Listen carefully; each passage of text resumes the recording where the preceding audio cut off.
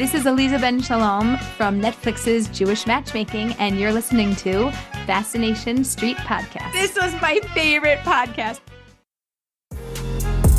Yeah, AV in your ears. That's Ambush Being giving you this audio visual down the most interesting street in the world with my boy Steve. Fascination Street, you already know. Let's get it when you whip in the Fascination Street. What do you? Welcome back, Streetwalkers.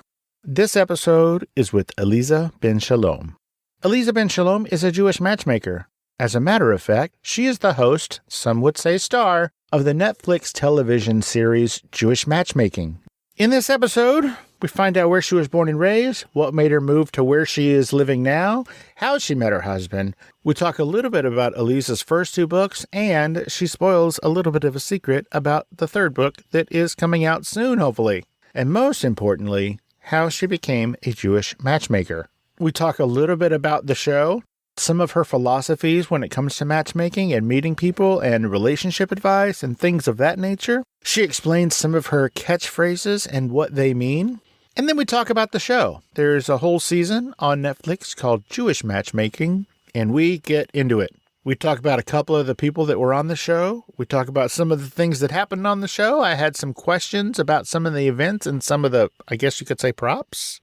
And we also talk about Aleeza's podcast, Matchmaker, where Aleeza and the Rabbi answer questions about love, relationships, and marriage. Aleeza and I had a great time, and I hope you will enjoy it as well. And this is my conversation with Jewish matchmaker, Aleeza Ben Shalom. Prepare to be fascinated. Prepare to be fascinated. Prepare to be fascinated. Welcome to Fascination Street podcast, Aleeza Ben Shalom. How are you doing today? Doing good. How are you? I am fantastic. Thank you for asking. Aleeza, what I like to do is I like to help the listener get to know the guest by kind of starting from the beginning. So where were you born and raised? Where'd you grow up? Born and raised in Philadelphia. Grew up in the suburbs and enjoyed my time there. So what was the home life like? What did your parents do? What did they want you to do? What was the expectation for young Aleeza? I grew up in a family. I was the oldest of three, and my mother was a teacher and an entrepreneur. She started her own preschool, and my father was also an entrepreneur and was running a business with his father. And then when my grandfather passed away, he continued to build his own business. My mother always said, do what you love and the money will follow. And that message to me really encouraged me to figure out, well, what is it that I love to do? And I had an eclectic range of interests, and it was a very difficult process to figure out, like, ooh, what do you want to be when you grow up? So my mother really said, oh, if you don't know, you could be a teacher like me. Just go get your certificate. You could be a teacher. And my dad's like, well, you can, do business. We'll start a business and you can do that. And I did try doing both of those things for a period of time, but it was very difficult because I didn't know what I wanted to be when I grew up. And being a matchmaker is not a normal job or normal thing that people study. So it wasn't like on my radar of something that I should even do. Sure. Obviously, I can't speak for other communities, but being a chubby white kid growing up in South Texas, you don't hear a whole lot about matchmaking. Exactly. So before you became a matchmaker, I think I have this right, you were a dating coach? Mm-hmm. What is a dating coach? They really go hand in hand. So a dating coach is somebody who supports people who are going through the dating relationship process, who I would say are serious, they're marriage minded, and they're looking to build a relationship that's going to last a lifetime. And they're looking to also make the largest decision, I believe, that they'll ever make in their life. Because, who you are, what you do, you could change it, you can shift, figure it out as you go. But changing who you choose is not as easy. So it's a little bit easier if you can pick the person, get it right the first time, and build a relationship to last a lifetime. How did you become a dating coach? Please take this in the spirit in which is intended, which is all love, but what qualifies you to help somebody else date? To help somebody else be good at dating? Right. So I think that a lot of people start in I would call it life coaching, and figuring out just in general, how do you coach? How do you support somebody through the process? And so I started out in that area. And then you zone into, besides just generic life coaching and helping somebody, is there an area that you're really focused on? And for me, dating and relationships was the thing that I was most interested in. I did a lot of personal learning. I had personal teachers and leaders that I was one-on-one doing programs with. I'd had group programs. There were a lot of different types of teachings and learnings that I did. And mostly, once you have information and wisdom in your head, if you don't practice it with people, then you don't know if you're any good at it, and you don't know if you have anything to offer to the world. So I started out as my kindness to the world to give back, just talking to people about dating and relationships ongoing. Like some people like politics and some people like sports. I like dating, love, and marriage. And that's all I would talk about with, thousands of people, and kind of figured it out. At the time that you were a dating coach, were you dating, or were you married, or were you just watching from the sidelines? I was already married, and I would still say that I am a dating coach. It's not something that went away. It goes hand in hand with building a relationship and finding the one. And I think that being a dating or relationship coach, to me, I think it's very beneficial if you have somebody who is married, who understands how a healthy and functional relationship works, so that as they're going through the dating process, it's not really dating coaching, it's really relationship coaching, which is really marriage, long-term relationship coaching, so that everybody through the lens of dating coaching actually gets a foundation for how to build a healthy long-term relationship that can last a lifetime. Sort of a marriage-minded mentor, right? And that's how we came up with the business name. Yes. Oh, what is the business name? That's what my husband said. He goes, you could just call it, like marriage-minded mentor. We're going to go all over the place because I have just so many questions that are kind of not in any real linear order. Okay. You write or wrote an advice column for H.com? Aish. Yes. So Aish. Okay. How do you spell Aish? AISH.com. Okay. And what does that mean? Is that a word in Hebrew? It is. It's a Hebrew word, and it means fire. It specifically relates to the fire of Torah, which is the Jewish Bible, and the wisdom that's there. Like Aish Tamid? Is that a thing? Oh, That's a thing. yeah. Yeah. Okay. Sorry. I'm a fan of Modest Yahoo. Do you know who that is? No. Oh, Matt Yahoo? Yeah, him. Yeah, oh, yeah. Did I say it wrong? Sorry. No, it sounded like a different word. Well, sorry, I messed it up. But yeah, I'm a big fan of him. So some of these words sound familiar, even though I really don't know what they mean. Yeah, good job. I'm sorry. Continue, please. So you're writing for Aish.com? Yeah, so I have over 100 dating and relationship articles that are on there. And really, they helped me with knowing how to write for online columns, because they gave me the outline. They're like, we want an intro, we want your bullet points, we want your closing, like, boom. Readers need to know what you think, and we got to get it across like concisely and well. Now there's over 100 dating and relationship articles on many different topics. Some of the most popular are things like red flags in dating, and what should I do in a, fill in the blank, long distance relationship, in a relationship that doesn't seem to be going anywhere. How do we build the chemistry? There's all sorts of things there. Great series of articles that are there. How did you get involved with them? Did they approach you? Did you approach them? This is a great story, actually. A woman that I'm really friendly with who moved to Israel and has been living in Jerusalem for the last 20 years kept telling me, come and move to Israel. And I was like, yeah, we're thinking about it. And in the meantime, I was writing books and having children and building my family. And I put out my first book, which is called Get Real, Get Married. It's available on Amazon. And she saw it. And I said, you know what? She does marketing. I said, yeah, put it out there, post it for me and let's get it going. And the editor of Aish.com saw it and said, this is fantastic. Do you want to start writing some dating columns for us? And I said, yes, with pleasure. Wow. It started in 2013. It's 10 years ago. Oh, wow. Congratulations. Thank you. What is this young woman's name? Her name is Lisa Mechanic. And she's been a great friend and a huge fan and supporter. She'll be so happy to have a shout out. Okay. Well, hi. Welcome to the show. Because she's listening.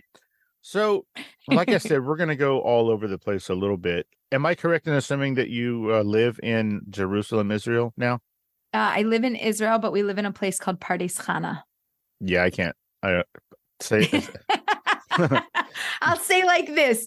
Tel Aviv is right in the middle. Haifa is in, if you follow the coastline north, halfway between Tel Aviv and Haifa is where I live, a little bit inland from the beach, about 15 minutes inland. Thank you for that geography lesson. I'm terrible with the globe. So what prompted this move to Israel? You were born and raised in Philly. Why'd you move to Israel? Moving to Israel was a lifelong dream of mine. And when I was dating my husband, I said, one day I want to move to Israel.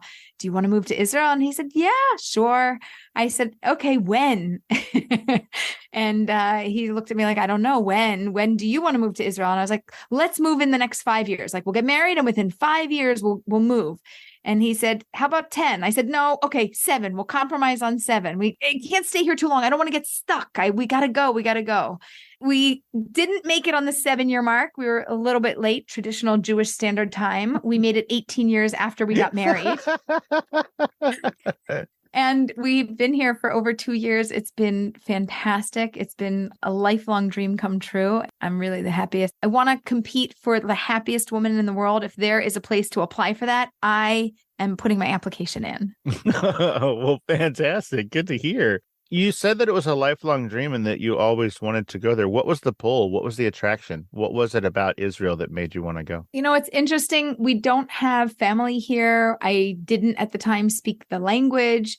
And hold on, wait. Yeah. Wait. So you're just like, hey, you know what I want to do? I want to move to a place where I don't know anybody and I don't speak the language. And let's go. Start packing. It doesn't make any sense except for the fact that it's the Jewish homeland for the Jewish people. And I've always heard about it and I knew about it. And at 17, we went on a teen tour and toured all around Israel, north and south and east and west. And we went to the Dead Sea and we went to the Galil and I just fell in love. It doesn't make any logical sense. That's why I prefaced it saying, right, I don't have family here. It's not because of family ties.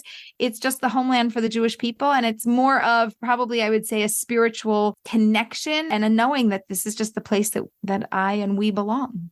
So when you got there, even from the first time, like when you set foot in Israel, like you felt an attraction, like you felt a spiritual connection? Yeah, I like the word attraction. And I would say it's similar to dating. Like there was a chemistry that happened. I came and I was like, oh, this is good. I also did happen to go to Arizona and fall in love with I would say the desert, the atmosphere there also. And I was thinking, all right, well, if I can't schlep them to Israel, maybe at least I'll get to Arizona and it'll be kind of close climate and kind of close topography. And maybe this could work out, but it wasn't the same pull. So where did you meet your husband?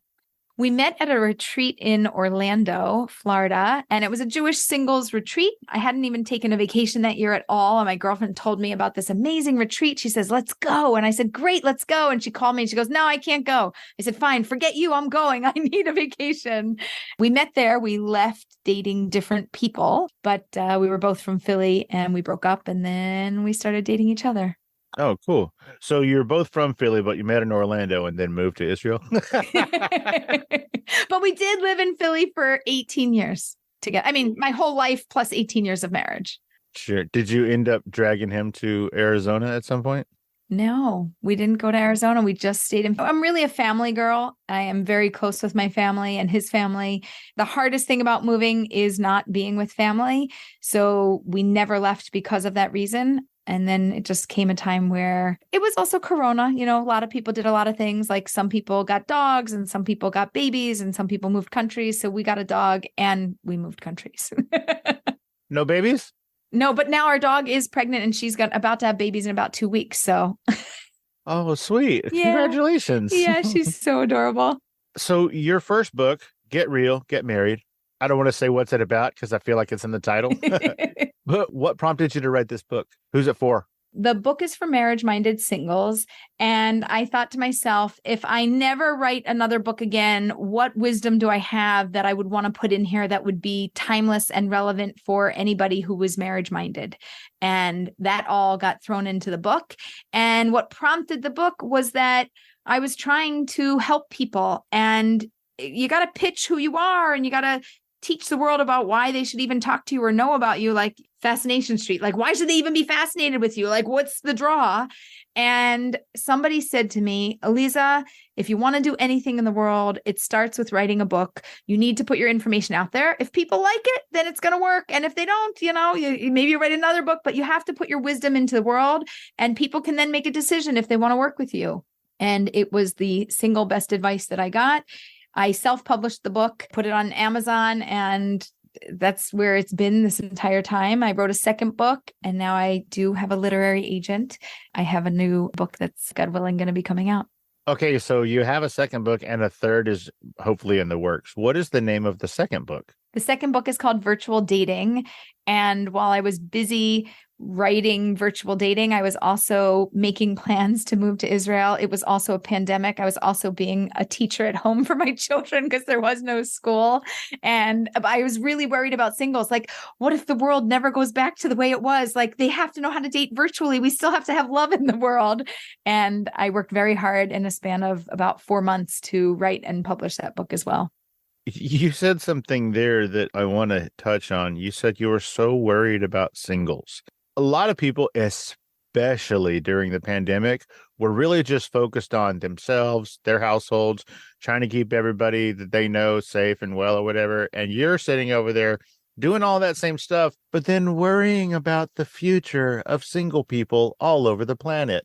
Why? Why are you so invested in other people's dating life? Specifically during the pandemic, we saw a huge influx of depression and loneliness and people being completely separated from everybody else in their world. And singles, when they went home, they just went home. There was nobody to greet them when they walked in the door. And some of them like literally went home and, went to their parents because they didn't have their own families. To me, it was heartbreaking, not because I was sad about it, but because they were so sad about it, because they were so frustrated. And there was this realization and this aha moment of, if I don't find my person and if I don't pick my person right now, it's just not going to happen. And I better make this a priority because look, at the end of the day, what do I have? Like, I have my business, I have everything else that I want, and I still don't have this piece. And to me, it's a core foundation of life. People need people, and we're better people when we're with people, and we can help others and help ourselves. The other thing is I have it. So I know what it is to have it. And it's such a blessing that I just want everybody else to have the same blessing. Like, everyone wants to make the world a better place. So how and why do I want to make the world a better place? I want to do it through helping people build families, because I think that world peace begins at home. Wow. I know it's a little deep. It's beautiful. Like, if this was the end, I'd say, let's go out on that. What a great thought. But we're nowhere near that. So just hopefully you can come up with some other beautiful things to go out on. That was gorgeous. Thank you. Okay. Now we're going to talk about you as a matchmaker. Not quite necessarily the show yet, but you as a matchmaker. So you went from being a dating coach to becoming an actual matchmaker. Now, I heard you say somewhere that it's one of the easiest jobs to get because you don't really have to do anything except say you're the thing. Okay, so you don't need a degree to be a matchmaker. Like, if you want to be a doctor, a lawyer, you need your papers, you need your certifications, you need your numbers, right? For you to be a matchmaker, anybody, even a 2-year-old can be like, yeah, and then put people together and wow, poof, it works. You don't have to be anything, but obviously, if you have an understanding of people, if you have an understanding of personalities, if you have a curiosity about people, if you are aware of things like values or fears or triggers or things that bother people, like if you can really get people to a deep level and understand them, then you can match them with somebody who is potentially an ideal match, who either balances them out, who doesn't trigger them too much, who's in alignment with their values, who clicks with their personality. So like, on one hand, anybody could do it. And on the other hand, if you want to do it really well, it's ideal if you have an interest, a curiosity in people, and, a few skills under your belt. I'm going to bolster your point that anybody can do it. A few years ago, my mother said to me, you make really, really terrible choices when it comes to women. I said, first of all, thank you. I love you too. And she said, you should be dating people more like, oh, this woman that I know from work. And I was like, okay. Sounds cool. And then she said, I'm going to be having lunch with this young woman on your day off, as it so happens. Would you like to join us for lunch? And I said, sure. Yeah, that sounds great. I'd love to have lunch with you, Mom. God bless her. God bless her. Fast forward a little bit. I said, hey, Mom, do you think that I could date that person? And my mom was like, no. I said, somebody like that person, not that person. Somebody like that person. And I said, oh, well, there's nobody more like that person than that person, right? So can I have that one? Brilliant. And, long story short, as we record this, next week will be our 21st wedding anniversary. Woohoo! Congrats, Mazel Tov. Thank you. So thank you, Mom. Right. So that's a case of like the accidental matchmaker. I don't know if it was an accident, though. I mean, later on, she played it like, what? No, I was just saying, but come on now. Like, she planned that lunch at the place that I worked, but it was on my day off. Like, you know what I mean? And she was very specific with like, hey, you should be there. You should meet this person. But she never clued you in later. Like, yeah, of course, I like really had that in mind because she played that off really well. She did play it off really well. And if she did it on purpose, which my wife and I both think she did, she just wouldn't admit it. She never admitted it all the rest of her days. She never was like, ha, I knew it. She took it to the grave. She was like, wow, what a coincidence. This just happened to work out very well. That's so cute. Yeah. So she might have been like the really smart matchmaker that played it off like the accidental matchmaker. Yeah. There's all different kinds. Do you do that too sometimes? Well, you can't now because you're not incognito. Everybody knows what you do. Yeah, I mean, we used to do that. So they would come over on Friday night for a Shabbat dinner and we would have different people at the table. And then it'd be like, oh, could you just, can you walk her home? And, you're heading in the same direction. Wink, wink. A couple years later, they're married with a couple kids. People are on to me a little bit more now. So I know that like actors and musicians and things, they get kind of a royalty whenever things go well. Do you get an anniversary present from all these people who you've managed to pair up? Oh, I love that. I wish there were like ongoing royalties. So there is usually like a traditional success fee upon engagement that people would give you, like a little envelope with a check or, send you something. That's traditional, but it's just upon engagement. There is no royalty. Although I will say that I do have a collection of photos and letters and, like the family with the kids. And now there's one kid and now there's two kids and now there's three kids. And so I would call it my spiritual royalties that I get. And they give me the photos and it's really the best feeling ever. That's beautiful. It's like a wall at a doctor's office or like a cancer doctor. Like when they save your life, then you keep sending them pictures of all the people that came from you afterwards. Yeah, exactly. That's really sweet. And I had no idea about that sort of engagement tradition thing, but I'm glad I asked. That's cool. Yeah. The little envelope and things. You owe your mom something. It's okay. It's on the house. I think it was more for her. I mean, like, exactly. Just like you're tired of watching sad single people. She was just like, oh my gosh, this guy.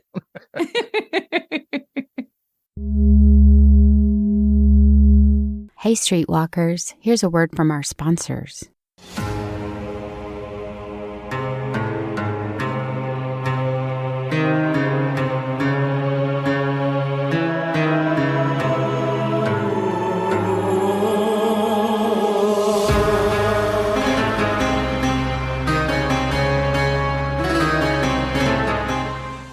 Hey, Streetwalkers. This month, the month of August, I have a special treat for you. This whole month is going to be themed. That's right. This month is Jewish matchmaking theme. So I'm bringing you exclusive interviews with 3 members of the cast and the actual matchmaker herself, all from the Netflix TV show Jewish Matchmaking. Season 1 is out and available now. My wife and I enjoyed it so much that I reached out to all these people to see if I could get them on, and boom! They were all gracious and generous enough with their time to hang out and let us get to know all of them a little bit better. So pay attention.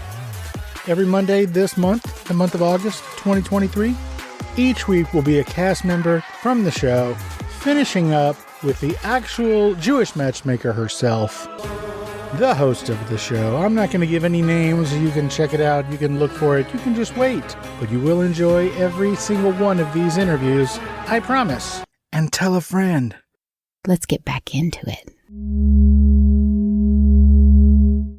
So, in your role as a professional matchmaker, I read somewhere or heard somewhere that, and this number may be old news, that you are, I guess, theoretically responsible for over 200 marriages. Is that correct? Yeah. Wow. Well, I mean, my mom's got one, so good on her. But wow, over 200. That is insane. Yeah, I talk to a lot of people. In school, it used to get me in trouble. The teachers are like, if she would only stop talking, she would do better in school. And now they're like, keep talking in life. It's working. So this started all the way back when you were in school, getting in trouble? In school, I would kind of like, oh, I think he likes you. Oh, I think she likes you. And they're like, how do you know? Did they tell you? Be like, yeah, no, I know. I just know. I just like had a thing. It's a feeling. It's a feeling. It's a feeling you get when somebody whispers in your ear that they like you. Now, I don't know if this is taboo or touchy subject. If it is, by all means, don't answer it and I'll leave it out. I certainly do not wish to offend at all. But are any of those marriages same sex? It's not my area of expertise. So we do our best to refer people to some of our colleagues that are very wise and knowledgeable in LGBTQ. So it's not out of bounds. It's just not what you specialize in? Yeah, it's like, don't go to a hand doctor and you have a problem with your foot. Like, I don't have the wisdom that I need to have to help the people that are in that category. And they're like, listen, there's universal relationship wisdom. And I'm like, yes, there is. And I can share universal relationship wisdom, but there are nuances and details that I really don't know about. And I refer to colleagues who have much more of a specialty and really know how to help in the best way possible. Cool. Now I'm going to ask you a whole bunch of questions, almost like speed round style. Rapid fire. Kind of like that. Yeah. I need you to explain a few things for me. Okay. What is neutral dating? Oh, you read my book? I'm not saying one way or another. I'm just saying, what's neutral dating? Yeah, neutral dating is when you're like, I don't know, like you like them, you don't like them. It's like when you're in neutral, like if you're up a hill, right, you're going to slide back. And if you're going down a hill, you're going to start to move. Neutral is like when there's no gas going in any direction. So I really like to help people get out of neutral and pick up some momentum. If the relationship's going to work, great, it'll work. If it's going to fail, it's going to fail. I don't care either way. We just got to get out of neutral and we got to get some momentum going. Also, there is a difference between no and I don't know. Tell me about that. Yeah, I don't know is a yes for now. I don't know means I don't have enough data. I don't have enough information. Either I'm not clear about me or I'm not clear about you, and I'm not clear about us for sure. So when people are in the I don't know stage, they're like, well, if it's not a yes, if I'm not excited, then it must be a no. Wrong logic. That's not okay.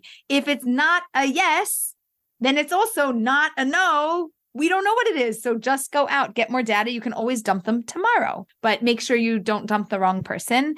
A no, like a real no, there's like a soft no and a hard no. So a hard no, which means no, thank you. I'm never going to look back and regret this decision. A soft no is like, keep going out a little bit more until you're really sure that this person isn't for you. Boy, am I glad I asked that question, because hearkening back to when my mother introduced me to my now wife, my mother said, oh, hey, my son would like to date you. And this woman said, what? No. No, I can't. When? No. When? Never. I can't. What? No. But that must have been a soft no. She must not have really felt no. I don't know. There was a lot of no's in that soft nose. There was even a what? When? Never. How'd she finagle that one? I think you mean, how did I finagle that one? I win. Okay, back to the rapid fires. Date them till you hate them? That is true, but you're not allowed to hate anybody. Okay, just a quick catchphrase.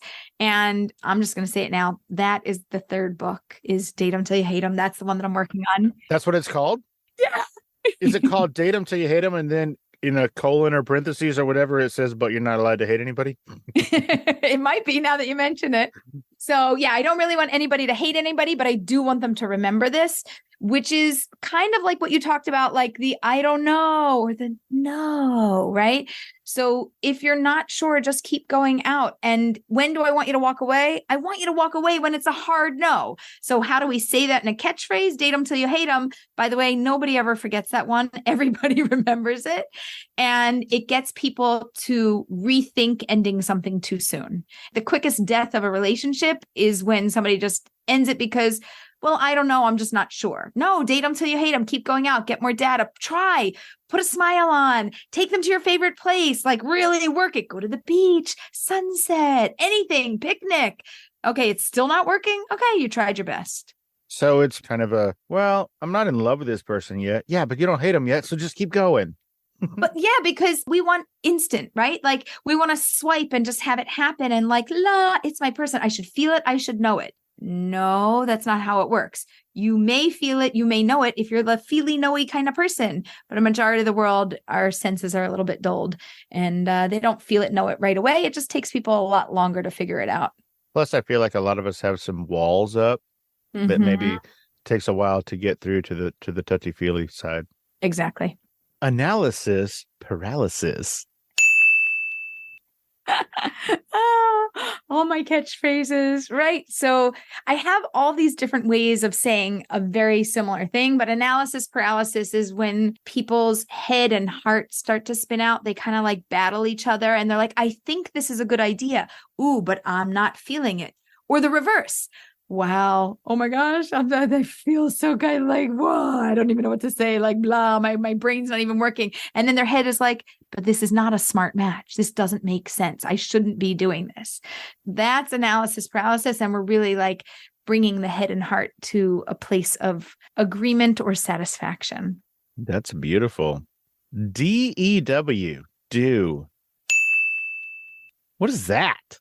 It's your due date, but not the pregnancy kind. It stands for dating, E for engagement, W for wedding, dating, engagement, wedding. So I like people to be mindful about this process.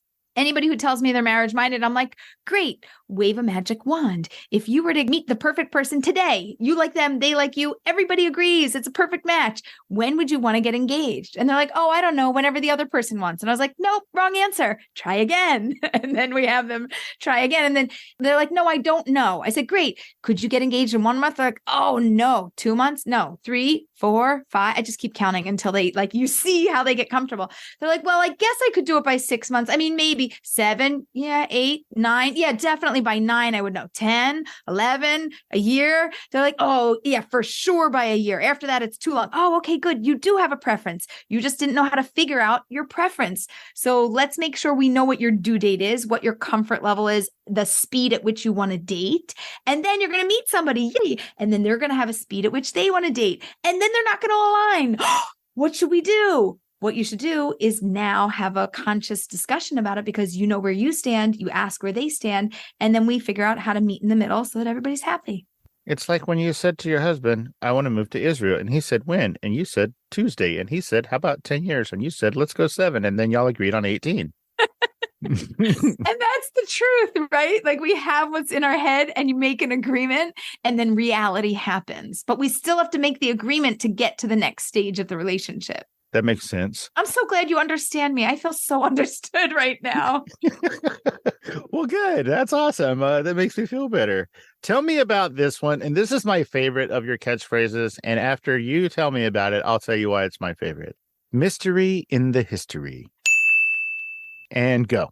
Mystery in your history is one of my favorites. I say that 35% of the people that I work with will marry somebody they already know. Maybe they've already dated somebody in their little black book and not in mine. And everybody fights me on this. And it's like a big war. They're like, there's nobody. And I'm like, right. Well, the fact that you said that there's absolutely nobody means that probably you're one of the 35% because God has a good sense of humor. And we're going to find your person. So you give me your little black book and I want to pick somebody out. And I want to tell you who you should redate and why, or who you should reconsider that you turned down 17 and a half years ago, or who you knew from grade school that was like the cute, funny, goofy kid next door. And you should probably go out with them. And they're like, I don't want to play this game. And I'm like, give me the list. And then they give me the list and we go through, 50 names. And then we pick the top 5. And then we pick the most relevant ones. And then we Google search them. And then we Facebook stalk them. And we figure out who's actually single, who's not married. And then I make them compose something and write to them or call them and ask them out. And it works. Oh my gosh. 35% of the time. That sounds so crazy. What an arduous process and a daring and, might I say, scary one for the person you're making do all this. Yeah, they get a little bit freaked out, but for me, it's great. It's my favorite way to do matchmaking. It sounds like a magic trick. It is. It's fascinating. It's like, when you see a magic show and they take $1 from that guy over there and tear it in half, and then it's in your pocket. Exactly. Like, you had this secret the whole time. You had the answer the whole time. And that's why I tell them, I'm like, we're not looking in my black book. I am not spending any time searching for your human until we search your black book. There's no way I'm looking forward until we look back. Love it. Here's why that is my favorite one of your catchphrases. And as it turns out, it has nothing to do with the reasons behind your catchphrase. Are you familiar with a radio and TV show from a million years ago called Loveline?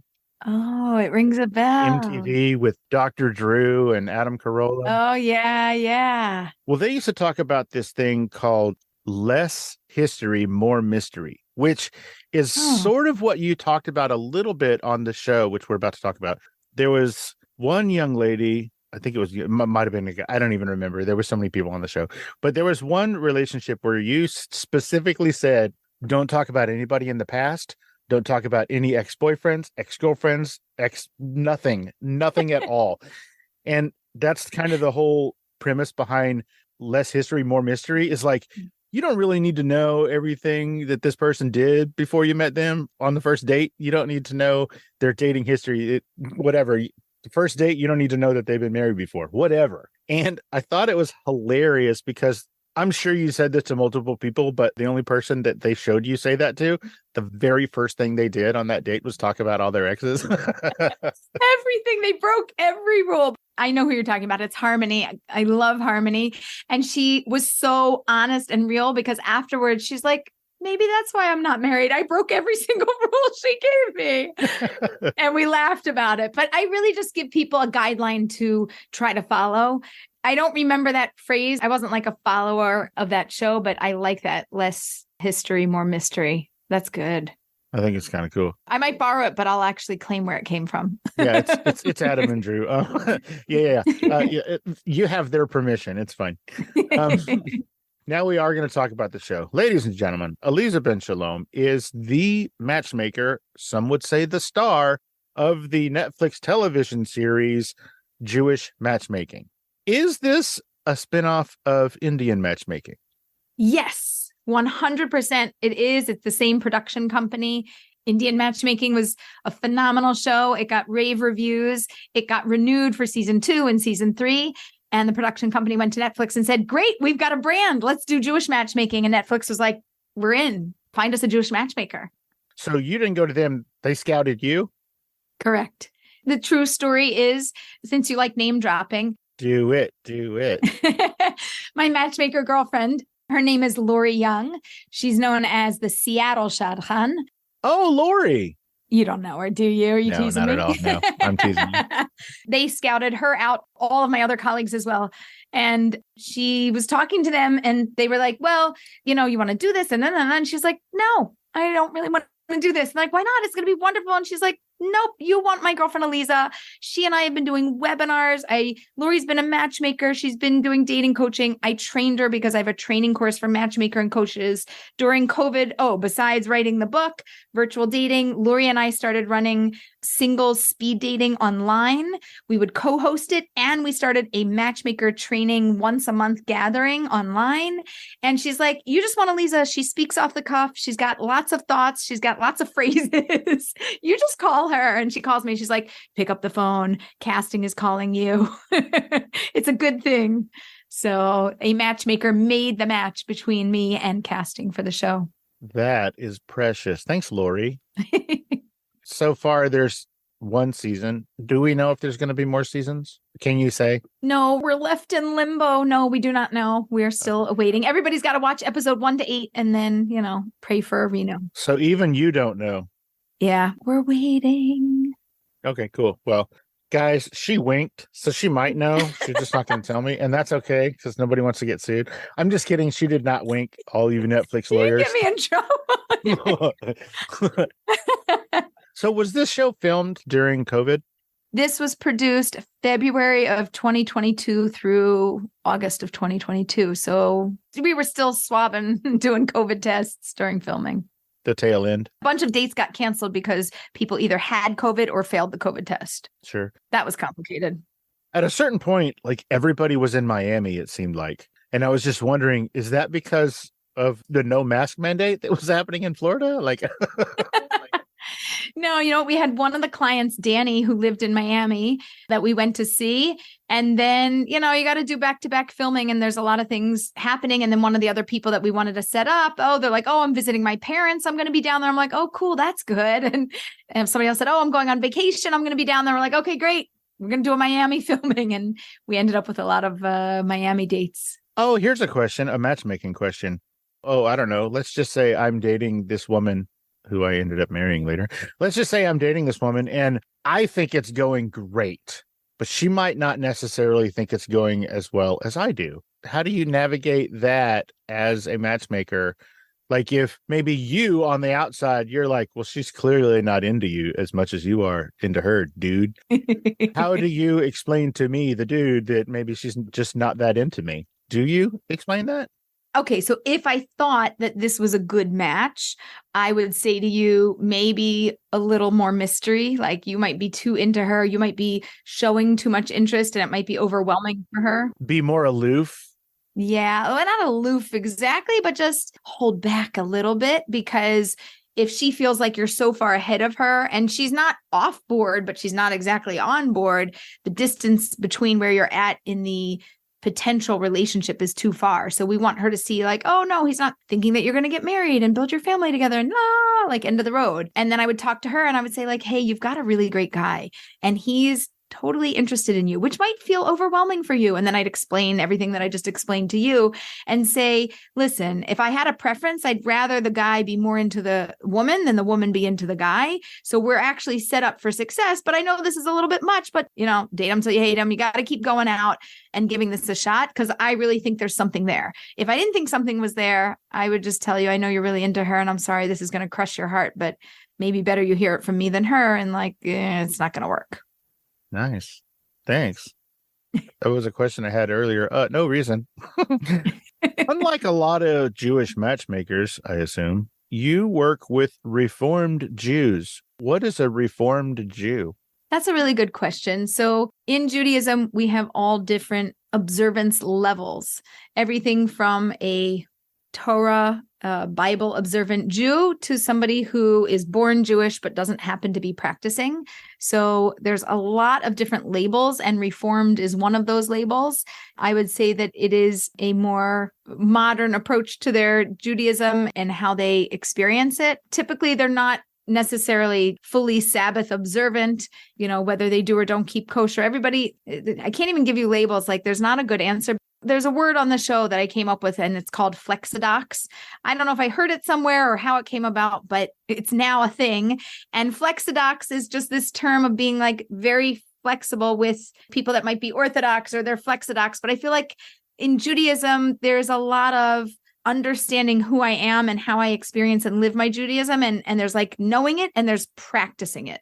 Okay. So there's a lot of people that know about their Judaism, but the people that practice it are in the Orthodox category. There's conservative, Reform, Reconstructionist, and people practice to varying degrees. Got you. Hey, Streetwalkers, here's a word from our sponsors. Hey, Streetwalkers, Steve here. I'm proud to announce the newest and coolest sponsor of Fascination Street podcast, Bravago Hard Seltzer. Go bold. Grill a tomahawk steak just for you on a Tuesday. Run your sprinklers twice in a row.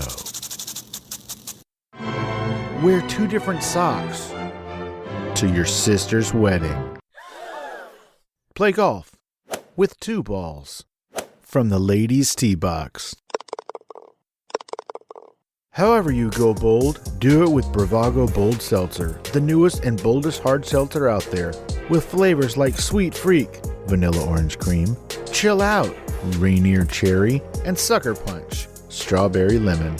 These seltzers pack an intense flavor and 5.1% alcohol by volume, with between 110 and 120 calories each. Find a store or purchase online at drinkbravago.com. Must be 21 or older to purchase or consume. Please drink responsibly. Go bold. Let's get back into it.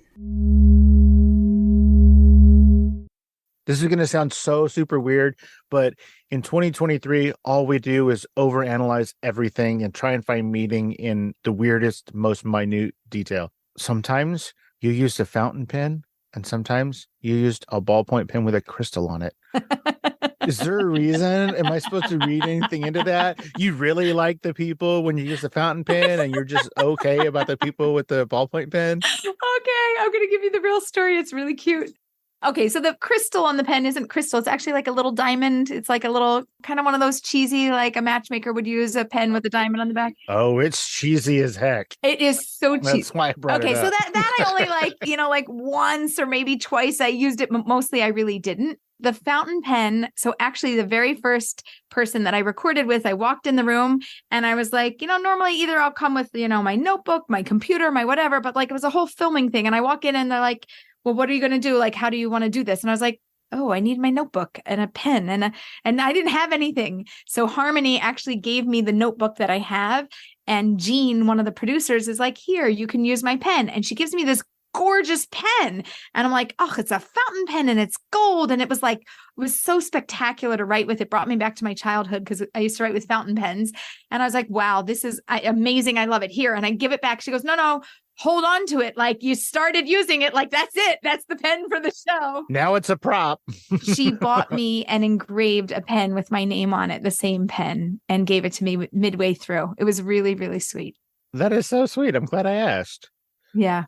Okay. All right. We're going to get into it now. All right. Maybe. On the show. Now, I don't know if the, cutting room floor might have a lot of things. It does. I'm sure it does. On the show, you didn't go into anybody's closet except Stuart Chaseman. Why him? Why a makeover for this poor man? Who, by the way, as far as I can tell, is an internet favorite from the show. Everybody loves this dude. Yeah, I love Stuart. So I learned about all the people that I was going to be working with. And when I heard about Stuart, I said, you know what? He's 51. He's been dating for a while. And the first thought that came into my head is like, he's probably wearing the same thing he's worn for the last 20 years on dates. Like if he's like me, like I don't go, he's like a guy also, like I don't go shopping so often. I don't have time for all that nonsense. Like you just keep wearing the same thing. And I wanted to have a mindset reset. And I thought, you know what, if we like change the clothes, change what's on the outside, it sometimes shifts who we are. It shifts our confidence. It shifts how we feel about ourselves. It refreshes it. It's something new. We're not doing the same old things that we've always done. So I wanted to bring a renewal to his dating and I wanted to bring a little bit more energy. So I thought, okay, so we'll do like a little makeover. And we had a stylist come in and do a makeover. And then he's like, well, you want to see my wardrobe? And I was like, yeah, like in my closet. I was like, okay, let's go. And we go back. And then there's like the leather pants and the studded ones and the leopard ones. And I'm just rolling. I couldn't even hold it together. I'm like, and he keeps handing me more stuff. And I don't know if you saw, but like my arms were like piled. I'm like schlepping around all these things. And then he got his new makeover outfit, which the stylist did like put him down a size. He's like, maybe that's why I'm not married. I've been wearing a double XL or an XL and I need to wear an L, whatever it was. It was actually an organic part of the process. Like this is reality TV. This was not pre-scripted. There were no lines. It was like, well, what are you going to do? And every new person that I met, for me, it's like, well, Aleeza, what would you normally do? I said, well, for him, I would bring a stylist in. So we literally did what I normally do with my clients. Interesting. So even on the cutting room floor, there was no other closets. It was just his. Yeah, I didn't go into anybody else's closet. That is so funny.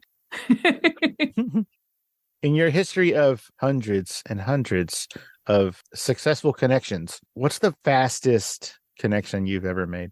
Like the fastest from, hey, Aleeza, I need some help, to, hey, guess what? We're engaged. Here's the envelope.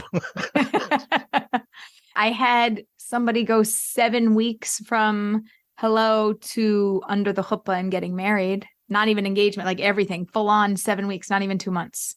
Oh, wow. Yeah. To actual married. To actual married. Did you say under the chuppah? Yeah. What is that?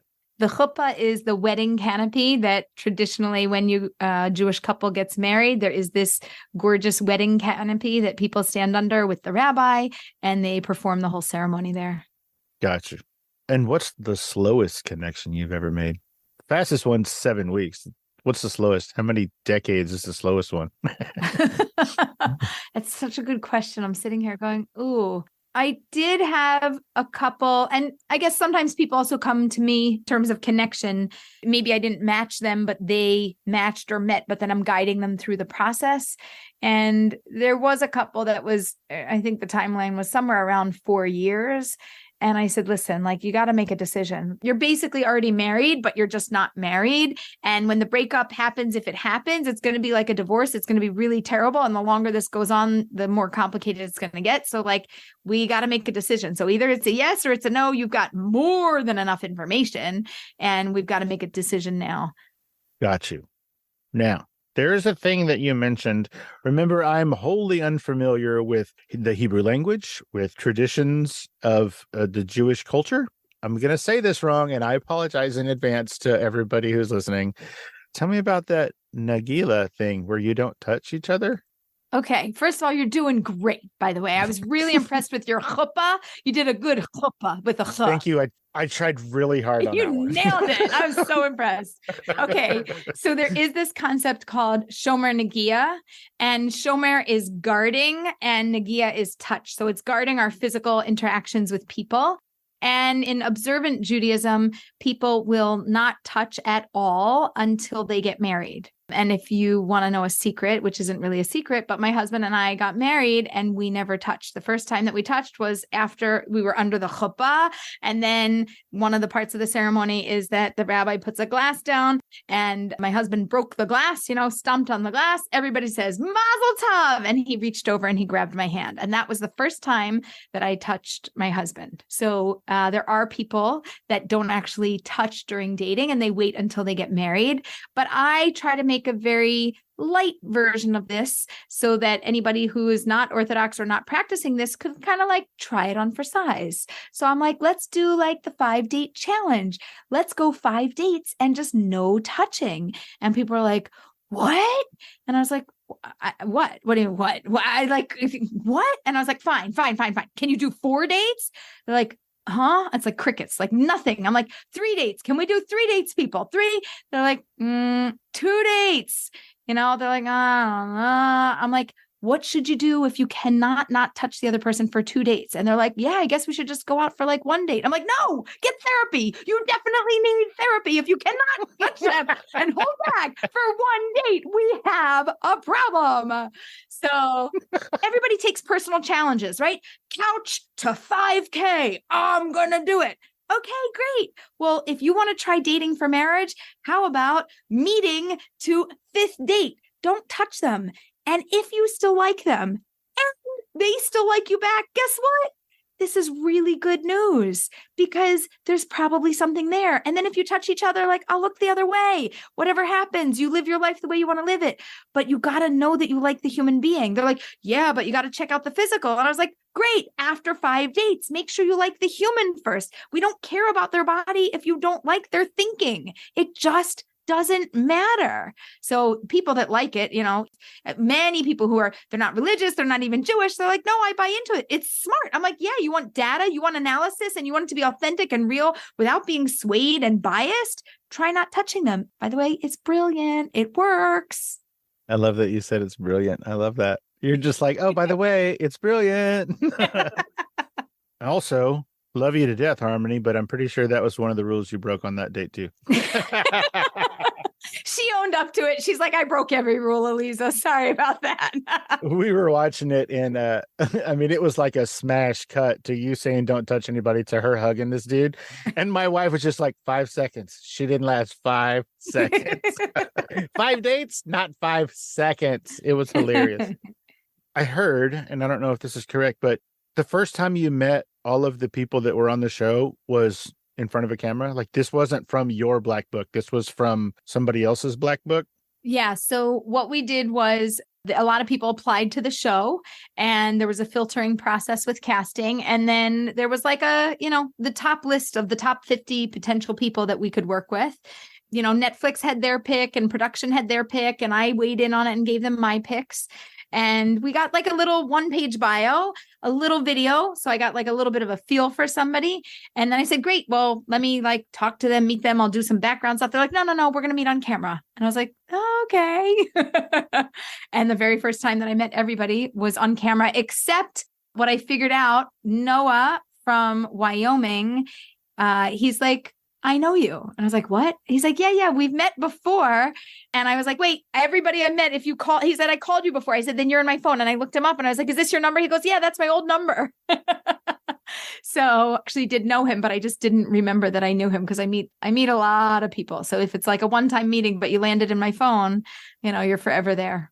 So was it a meeting professionally? You didn't meet him at a party. You met him because somewhere along. No, that was for like, we had spoken about dating, previously. Oh, crazy. Oh, that guy, Noah, by the way, from Wyoming. I was doing a little bit of research, like on the cast. And when it lists who the cast is, it says he's from Denver. Oh, no, now he's in Denver. He moved to Denver. Oh, he moved. Oh, okay. He moved. He was in Wyoming. Oh, okay, cool. Also, I heard that part of the selection process was that you had to prove you were Jewish. Mm-hmm. Yeah. How do you do that? Well, I mean, first of all, it's called Jewish matchmaking. So it's kind of appropriate that you are Jewish. Did they have to prove they were Indian to be on Indian matchmaking? You're all, I don't know. I have to tell you, I don't know. And I don't know. This was actually something that I made a request for. And I said, we're having a show and it's Jewish matchmaking. So I need to make sure we set up Jewish singles. But that's also what we do in my regular life, in my regular business. Like we go through all the questions. This was something that you asked for. Yeah. I mean, it's called Jewish matchmaking. So sure. I got you. I think you would expect to see Jewish singles. So the way that somebody is confirmed that they're Jewish is that their mother is Jewish. It goes through the matrilineal lineage. So your mother, your grandmother on your mother's side, if they are Jewish, then you are Jewish. Or if somebody converted to Judaism halachically, like according to Jewish law, they would be considered Jewish. So they just do like, lineage check and people just submit information about parents and grandparents. Like an ancestry.com kind of a thing? Yeah, but with the rabbi. Oh, okay. The rabbi. There were a couple rabbis. It depended on where somebody lived and who was available. Somebody told me, actually a rabbi told me that the term rabbi just really means that you went to like rabbinical school, like an Orthodox Jew is a rabbi. Is that?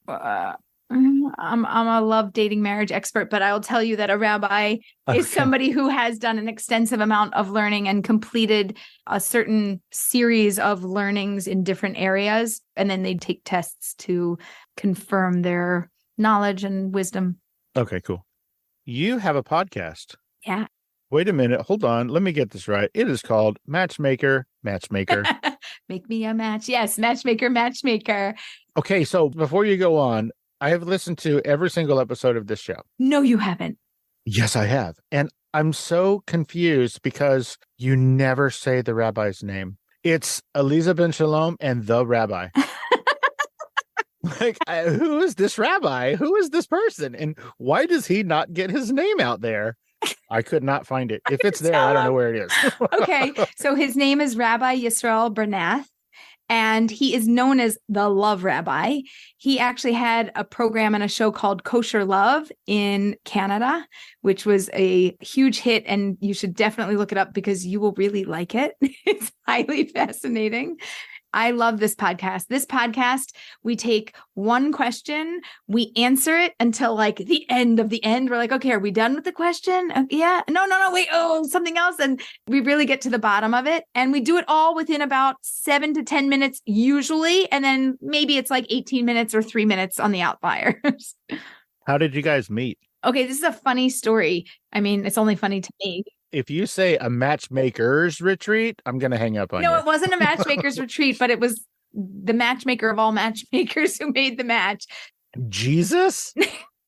Like over the last 2 years or so, we were supposed to meet. Oh, you should meet this one. You should meet that. We're always referring each other to different love professionals. And I knew about him. He knew about me, but we were both very busy and neither of us really made time to actually speak. And then you like name dropping. So Mark Goldman, who's the CEO of Saw You at Sinai. Okay. Oh, Mark. Oh, Mark. Right. So Mark writes to me, Aleeza, and he writes to Rabbi Yisroel Bernath. Okay. Rabbi, you guys must meet. Like, I'm giving you 48 hours. And if you don't meet, we're getting on a 3-way conference call. You absolutely must meet. Rabbi is going to host a matchmaker training conference. Aleeza has a matchmaker training program, and you should be doing this together. I don't know why you don't know each other. You must meet. So, Rabbi and I set up a meeting and we started talking, and he's like, great, we'll Zoom you in. You'll do a Zoom thing, and great, we'll have a seminar. I said, great, no problem. 2 weeks later, he's like, you're going to fly in. We're going to run the conference together. We've got this whole plan. And I was like, okay, sure. And I did. Sure enough, I flew into Montreal. We did the Matchmaker conference and we recorded 50 episodes of Matchmaker in 2 days, 5 hours each day. Yeah. Your face is crazy right now. That face that That is insane. Okay. So we talked to the video and audio guy and we were like, listen, we need to record the podcast. We're going to do like 10-minute episodes. We're going to do 25 each day, 5 hours each day. And the guy looks at us and he goes, you can't. And we said, why? And he goes, because nobody does that. And we said, no, that's what we're going to do. Like this is all the time that we have. It's all the time that you have. Book us for 5 hours. He's like, I'm going to give you my time. Don't worry, but you're not going to do it. Well, wouldn't you know, the first day we didn't hit 25. We only hit 23. But the second day we hit 27. We recorded 50 episodes. And now I got to go back so we can record the next year's worth. Are you going to do it all in 2 days again? Probably, because we both have that much energy. But I'm so impressed that you're listening. Why are you listening? And thank you. I'm listening because it's so cute. Oh. Now, it does help that they're short. I mean, if these were 45 minutes to an hour, there's no way I would have listened to all of them. But I just love that they're so cute. They're so short. And you guys have a really great rapport. Right. And I can only assume that when you start the second batch or the second season or whatever, the rapport is going to be better because you will have had all of that time together under your belt. Yeah. Does that make sense? Yeah, it's true, because when we recorded, we had only known each other for 2 months. So I'm looking forward to that. Everybody, go check it out. It's available everywhere you get podcasts. It's called Matchmaker with Aleeza Ben Shalom and the Rabbi. Make sure you say his name in the next season. I'm going to tell him. So it's funny that you're with a rabbi, because I heard a rabbi once described as like their job. Like, I think it's I'm sure I'm going to say it wrong again, but Mattis Yahu, whatever you said. Mattis Yahu, in one of his songs, he says, a rabbi can show you where to dig and what to dig for, but the digging you must do yourself. Mm. A Rebbe is the geologist of the soul. He can show you where to dig and what to dig for, but the digging you must do yourself. And that's what you do with love. Yeah. That's what you do with dating and relationships. You can point people in the right direction and kind of tell them what to look for, but they got to do all that work themselves. And so I think it's really cool that you and the rabbi have this Matchmaker podcast where you answer all these questions. It's a really cute show. Everybody should check it out. Speaking of the rabbi, you and the rabbi are going on tour. Is that right? Am I wrong about that? Are you guys on tour? Okay, so the rabbi, we just talked about him actually coming and showing up at some of the shows. Okay, I want to tell you something that nobody knows. Do you want to know something nobody knows? Okay. Originally, we had this idea to go on tour and to take Matchmaker on the road and to do a tour with it. And that was the concept. And then when the show came out, he's like, no, you'll just do the tour. And like, I'm booking the tour. So he's my booking agent now for the tour. He's like, I'm still going. I'm just not going to sit on stage with you. I'll book it.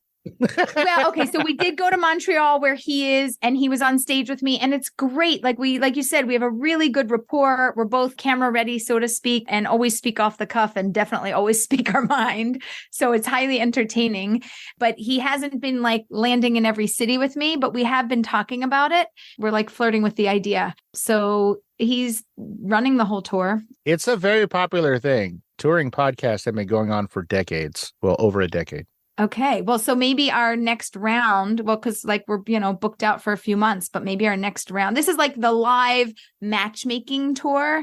And we really do like live matchmaking. So like I go to a city, they get a little spiel about me. We do a little Q&A, and then literally we bring up strangers from the audience. We throw them on stage in front of several hundred people, and then we grill them about who they are. And then I train the audience how to be a matchmaker. And then I tell the audience, we're locking the doors and nobody's leaving until you, not me, you set these people up. And I put the pressure on them.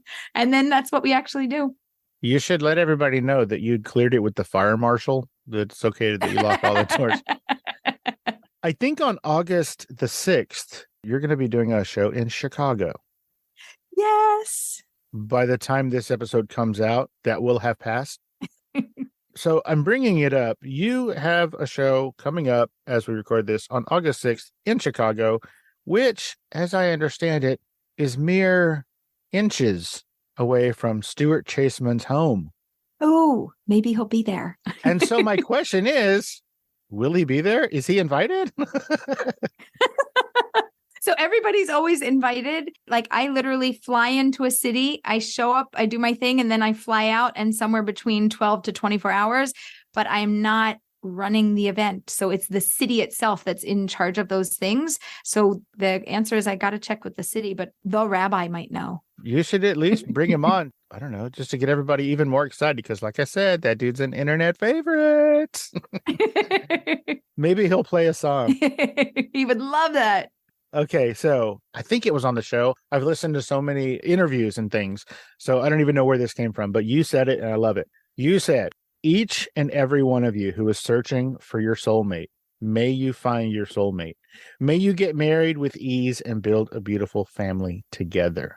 Where did I hear you say that? Okay, I said that at the end of the show, and I basically wrapped the show with a blessing that wasn't just for the people I was working with. That was really a blessing for all the singles in the world. And they liked it so much that they called the last episode Amen, which, is the traditional answer when somebody gives a blessing. And I was really, really happy about that. Like, okay, you got to know something about me. My name is Aleeza, but my middle name. Oh, hi, it's nice to meet you. But my middle name is Bracha. I knew it. I was going to say that earlier, but I didn't want to mispronounce that too. Yeah, you're good. So it's Aleeza Bracha, and Aleeza means joy, and Bracha means blessings, joy and blessings. And it's really the essence of who I am. Giving blessings and bringing joy to people and ending with a blessing is a very Aleeza thing. It's kind of my signature. You'll see it on social media. I often give blessings and people say Amen. And that came from the last episode. Very, very sweet. We are going to head out now. Okay. Are you ready? Buckle up. I'm okay. This might have been my favorite podcast. You are super curious and you do a ton of research. I am insanely impressed with how much you know about me. I'm a little scared. Most people don't know that much stuff, but you are awesome. You really did an amazing job of asking things and getting places that nobody else got to. Thank you. At the beginning of that fine compliment, you said, maybe your favorite. I'm going to edit out the word maybe. Okay, I'll say it again. I'll just say, this was my favorite podcast recording. Thank you. Aleeza, as we're heading out, can you tell everybody where they can find more about you and your podcast and your tour? And I don't know, maybe they're looking for love and you can help them. Where can they find you? You can find me at marriagemindedmentor.com. And you can find me on social media at Aleeza Ben Shalom on Instagram, Facebook, LinkedIn, Twitter. You just name it, just whatever at Aleeza Ben Shalom, and you will find me. Are you on the new threads? I am on the new threads. You got to follow the trend. You have to. Is there anything that we didn't talk about or I didn't ask you about specifically that you wanted to talk about today? Did I miss anything? The only thing is that I got to give everybody a blessing at the end. Can I give everybody a blessing? And can I give you a blessing? Oh my gosh. That would be amazing. I would love that so much. And action. Okay, Steve, this has been tremendous. I want to give you personally a blessing that you should continue to be successful in all that you do. You should continue to make people laugh and continue to inspire and educate us all.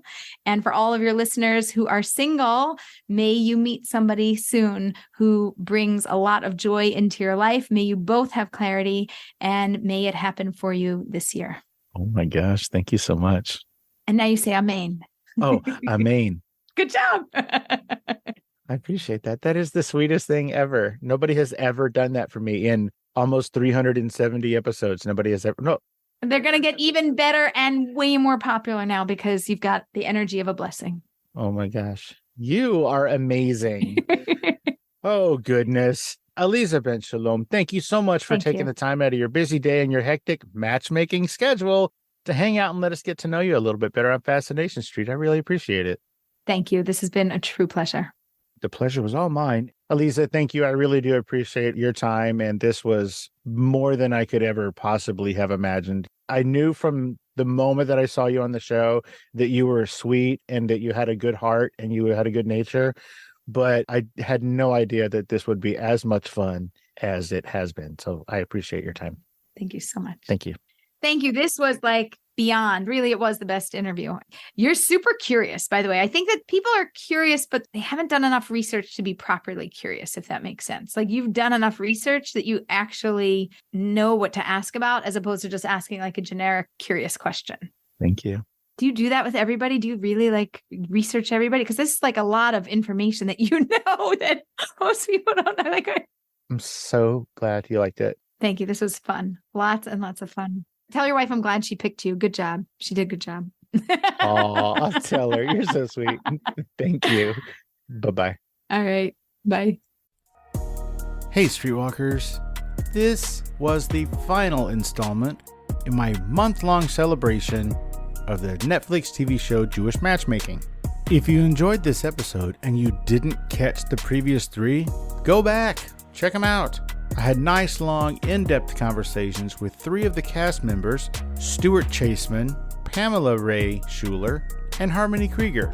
And of course, we finished off this week with the host of Jewish Matchmaking, Aleeza ben Shalom.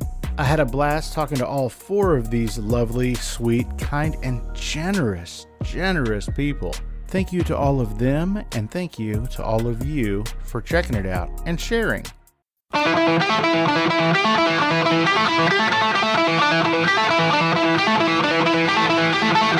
Opening music is the song FSP Theme, written, performed, and provided by Ambush Vin.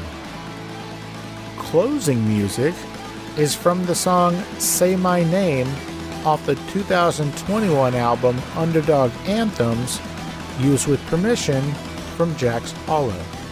If you like the show, tell a friend. Subscribe and rate and review the show on iTunes and wherever else you download podcasts. Don't forget to subscribe to my YouTube channel. All the episodes are available there as well. Check me out on Vero at Fascination Street Pod and TikTok at Fascination Street Pod. And again, thanks for listening.